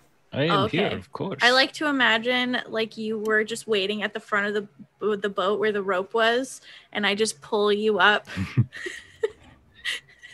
Like you were hanging out before. When I get aboard, your cape. Yeah. When I get aboard, I just start yelling, move the boat. There is something very large and very threatening coming from the depths. Move the boat. Did you not get my message? I sent you a message. The captain's dead. This is news to all of you. Can you not run a boat? Of course I can run a boat. Vaunted education in great large brain, and you can't move a boat? Jeff, high or low? Low. I can run a boat. No. Okay, never mind. Yeah. Dr. East conveys the information that the captain's dead. Why did you kill the captain? I didn't kill the captain. I only killed the assistant. Oh. Strike that. I see. You killed the assistant. Why did you kill the assistant? Because he shot the captain in the brain. Interesting how there is no one here to corroborate this story. And then I'll get nice and close to you. And then I'll whisper into your ear, it's okay. I solved everything. And I'll pat you gently on the cheek again. We must figure out how to use this book. We must figure out how to use this book. Use your big brain. I will use my big brain. And I don't know if I want you to keep touching me like that or not. The water off the side of the ship, probably where you all popped up, maybe 20, 30 feet from the ship, starts roiling and bubbling. The sickly green lights glowing out of it. It does seem like time to drive the ship. What are we on the boat now, or are we still in the water? No, you're all on the boat. I'm gonna go retrieve my gun. Run below deck. What use is a gun against this thing? This is a god. Perhaps it is not for the god, but for himself. For you. If we were to choose the way in which we would meet the other side, would it be in whatever madness that thing will provide us, or the quickness of a bullet to the brain? Just a thought. Turns to Jeremy, and she's like, "Get the boat started now." You okay? What are you doing? I'm gonna try and get the boat moving. Sure. Go ahead and roll me a test. Do you have anything that helps with this? Other than educated and perceptive, if you think I would have observed something, or if I'm just knowledgeable enough. Tell you what, with that, I'll move you up from disadvantage to advantage. All right. Of course I know how to make this boat go out. I've got a giant brain. Yes, I know what I'm doing. Hey there, there's the a throttle 30s. and a wheel. What more do you need? That's all you need. The Nat 30s, thanks for that raid. We're playing Tiny Cthulhu. And these fantastic people managed to get the entire crew of the ship that they were on murdered, and now they're fleeing from a great elder beast. Thanks for that. All follow. I've killed is an anglerfish, to be fair. I killed a killer. I feel that wipes the slate clean. A double negative. It's a double negative. That's science. So as that's murder.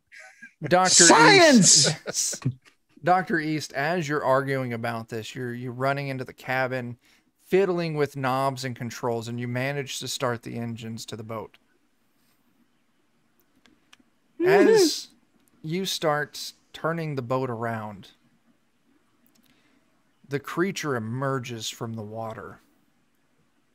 Larger than before. Before it was maybe 20 some odd feet tall. Now you're thinking 30 to 40 feet. Dr. East, you need to make me a corruption test. Oh, no. Nope. I'm not okay with this. Take a point of corruption. Okay. So here's what we're doing. Right back into another skill challenge. You all need to escape, and this thing needs to consume your souls. Because I did so well in the last skill challenge. So, first things first. Steven, high or low? Low.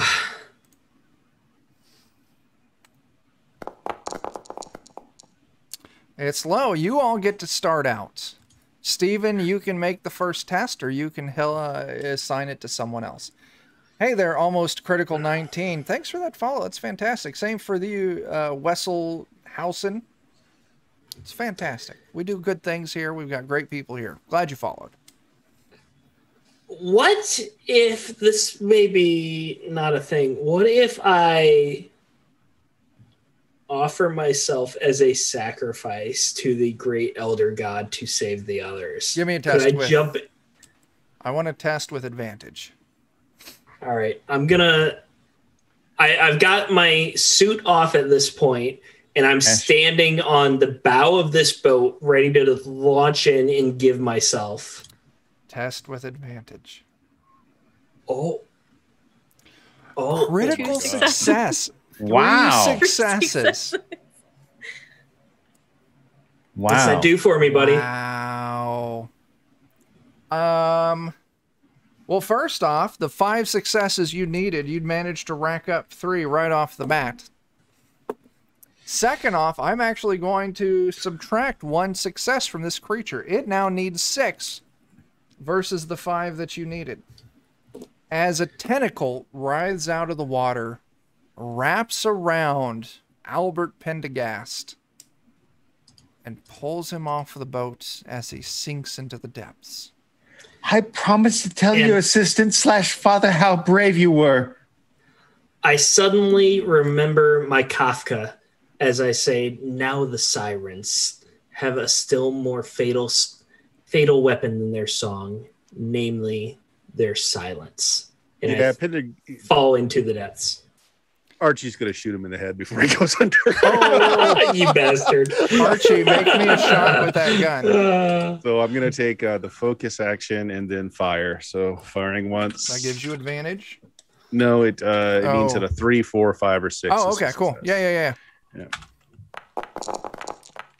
Yeah. 5 is a success. Archie, as you're embracing oblivion, being pulled into the sea, a bullet races out from the ship and connects with the back of your head. Your vision goes red. You're not sure if your sacrifice was complete or not, but your death is. Counting that as your 4th success. The creature, I'm okay with it. infuriated by the loss of its sacrifice, rises a little further out of the water and strikes out with multiple tentacles. Crashing into the boat. The boat starts taking on water. It's now at 2 of the 6 total successes it needs, while you're all at 4. Who's going next? Chuck, is the body of the captain still on board? No, it went over. It went over. Okay. That's what I rolled you the percentile. I was going to see if it got caught in the netting. Okay, what about Pentaghast? Did he fall over? Jeremy threw him over. No, the one who just died, like Albert. No, he was pulled into the water. Okay, all right. And shot. And shot.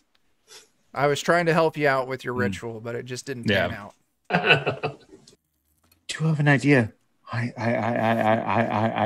been reading the journal, and I was observing the young man making his sigils and stuff. Maybe I got enough that I could try to finish part of the symbol he was drawing to see if there was maybe some sort of elder mark or something like that to try and ward this thing away. So I'll tell you what with that. You can certainly try. This is something you're not familiar with, so I would make you do it at disadvantage. But the Great Danzig, this is right up the Great Danzig's alley, because Great Danzig, you have Ritual Caster, is that correct? I have Tome Reader. Tome Reader. Mm-hmm. If the 2 of you work together, each of you roll 2d6. If science and magic come together. Magic's just science that people don't understand yet. Science is just magic that fools think they understand.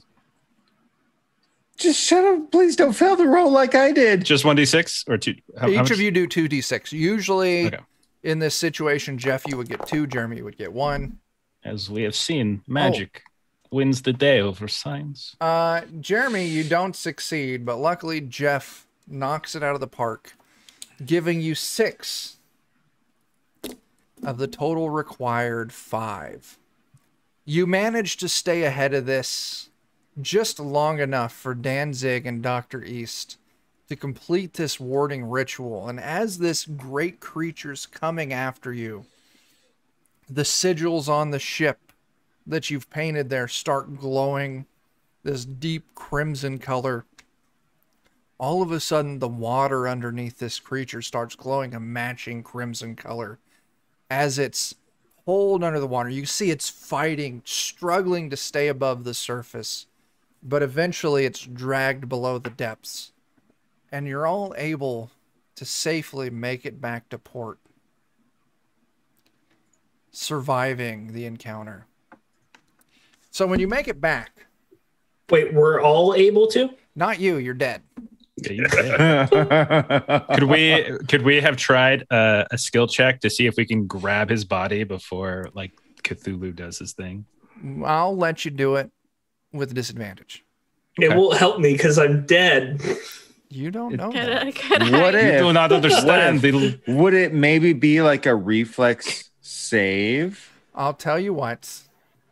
Or my tracker skill. We're going overboard here. Whoever wants to try to recover, I just smell the blood. Whoever wants to try and recover Pentaghast's body, each of you are welcome to give me a test at disadvantage. So one of us is doing. Okay. All of you can do it. All right. Never let a body go. Jeremy, Oh, Jeff, you both pass. You actually circle back and you find Pentaghast's body floating in the water, face blown out from the bullet that entered the back of his head. You fish him back up on board. Professor, instead of going back to the harbor, may I suggest somewhere sunnier and tropical, considering you and I both have murdered people? Well, that might not be true for you, Bert. What do you got there, Danzig? I would like to, if possible, we need to perform a particular ritual. You must listen to me. You must do everything I said. We still have time to perhaps save the Pentaghast. Are you saying there's a way to reanimate him? I've been saying that indeed, Dr. East. Yes. Is consent involved in this? Because I'm not sure I want it. No. Nine. Jeff, to activate your tome, you need to give me a standard test. Yeah. I do want to make sure that we're doing all sorts of ridiculous, completely unnecessary things like smothering him with fish guts, hanging him upside down from the mast and stuff. It's not in there. You're just doing it for fun. Yeah, we're doing that. And I'm making sure everyone is doing, you must do this while I concentrate. And then I'll try to roll. Let me take a look at the board. You got your reroll. There we go. We got two rerolls banked. All right, Yeah. I'll use a reroll. Okay. Boom. Oh, there we go. Okay. Beautiful. Okay. So also, Jeff, you need to give me a corruption test with disadvantage. Yep. It's okay. Can use a little more. You pass. You don't take any corruption from this. You're all watching as the great Danzig performs this arcane ritual, reading from this tome. As it's completed, all of a sudden the tome burns into ashes and just floats off on the breeze. And as that happens, you watch as the face of Albert Pentaghast stitches itself back together. And Albert, you were returned to life after witnessing terrible and horrible things. How much corruption do you have left? 3. Go ahead and reduce that so you've just got 1 left. Can he wake up to me standing ominously over his body, holding my machete above my head? Yeah. What are you preparing for? I'm just breathing heavily. Just For me to live so she can kill me again. just in case he comes back wrong? Yeah. Where are you all going? God, it was so cold. It was so dark. You're stupid for trying to give your body to demon. He wanted me. I had no choice. Do you give yourself to every man that wants you? Wrong answer. Why? Why is that a wrong answer? But besides that, death is an illusion. Look at this. He is arisen. As I have been trying to tell you, my new friend, Dr. East. I see now. I see. I still suggest we go to some extrajudicial waters so that we can figure out what our story is, as we still seem to have a boat with with the captain, the professor, and his college student missing. And there's blood all over the deck. That's true. This would be hard to explain. It is a boat. Blood happens. It has been raining. We wash it off. Just As fish for up the some 3 fish. missing, there was storm. They fell over. I like your story. I like your story. So that my question will be: do you all head back to the bay, to the docks using Danzig's story, or do you sail for some warm and sunny island down in the coast? Oh, I vote warm and sunny island. Yeah, I think really we need to do that.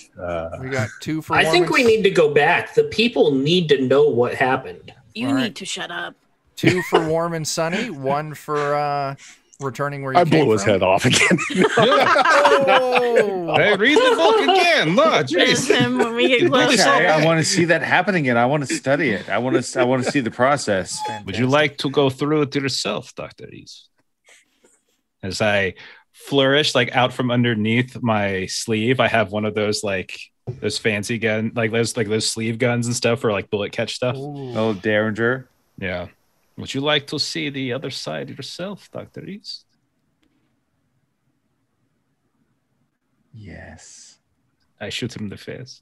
As the great Danzig levels his gun at Dr. East's head, Dr. East has a look of elation, excitement, wonder in his eye. The trigger is pulled, a flash of light and smoke. As Dr. East collapses to the floor, dead. And that is where we will end this one shot. Where did you even get that gun? The magic shop. Of course. Yeah, I've got one in my bra. Like, Am I the only Everyone one just that's starts unarmed? pulling guns out. Yeah. Yeah, I think you were, yeah. Oh You my are in God. America. I mean, you can mail order these things. Come on. yeah, I'm packing heat, bro. For officially surviving the adventure, I'll say you all survived. But after dumb curiosity, Dr. East took a bullet to the face purely intentionally and excitedly. But I'm sure the great Danzig can just reference his tome again. I push him over to the side. That sounds right. Oops. Tell me what magic is. No, That's it. I'll help him.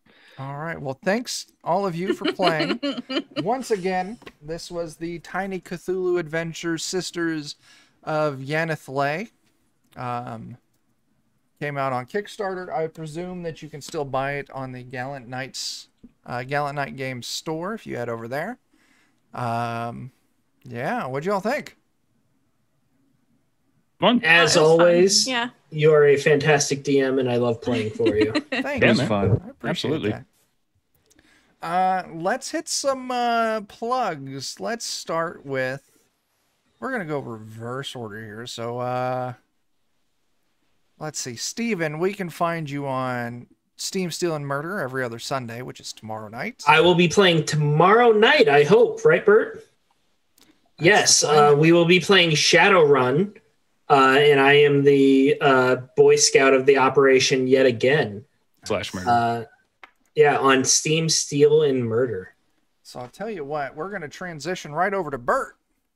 Bert, Yeah, give that's- us a little more information on that. Twitch.tv/Steam Steel and Murder. Yes, the Sunday is Shadowrun using the Powered by the Apocalypse system. 10 o'clock Eastern. Tuesday, we have a first edition Dungeons and Dragons game. On Friday, we have currently Talisman Adventures going on. It's been a lot of fun. And of course, the podcast at Blue Magic, BLUMAGIK.com. 11 years worth of role playing goodness on there. There we go. Let's kick over to Jeremy. Jeremy, what do you got? I mean, mostly I'm just the redheaded stepchild that you guys tolerate, but sometimes I do comics, PLE, WD, and why not? Foodcast. Oh, Plutecast. Let's see. I'm going to let Jeff do some talking about what you got going, because Ashley's just going to say, I'll let Jeff talk about it. Jeff did it. Jeff do it. Adventures in Lollygagging. We're on twitch.tv/the Lollygaggers. We play tabletop role-playing games 3 days a week on Mondays, Fridays, and Saturdays. Mondays, we alternate between Things from the Flood, which is this Monday, an Alien. And Fridays we do Delta Green, and Saturdays we do Worlds Without Number. If you like crazy Cthulhu type stuff, Delta Green is a perfect modern iteration of it. So come watch our stuff on Friday. I'm about to die in either. There you go. As it's meant to be. Let's see here. For Defenders of Kobold, you're already on our channel. If you want to follow us on Twitter, it's at Kobold Defenders.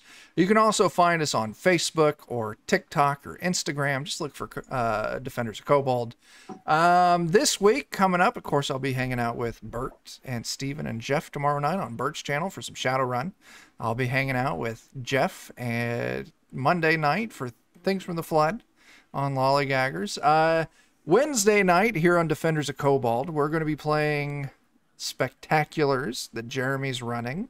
That'll be at 10 p.m. Central. Friday night, 9 p.m. Central here on Defenders, we're going to be running some Alien, but we're kicking off into our own homebrew campaign. It'll be the first session called All Fear the Ishtar, so check that out. And then Saturday, this coming Saturday at 9 p.m. Central, we've got ourselves a show over on twitch.tv/Goodman Games Official, the Goodman Games channel.